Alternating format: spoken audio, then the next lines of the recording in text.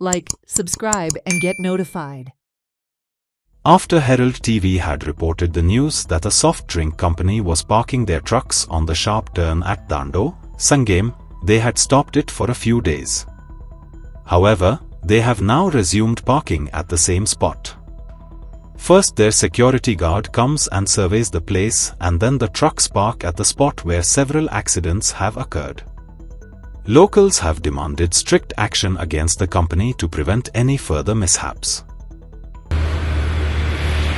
पळय हो पेप्सीचो सेक्युरिटी हो गाडयो फॉलोअप करपा येयले कडेन आसा.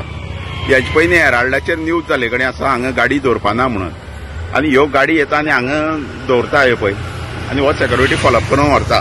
8 जाले म्हणटरी हे सेक्युरिटीचे पयलीं कारवाई जावपा जायी.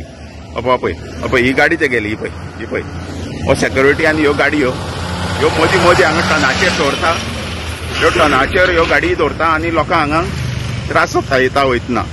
म्हणटरी हेजेर पुलिसांनी तरी सांग्यावयले पुलीस कांय लक्ष घालना अशें दिसता म्हाका हेजेर.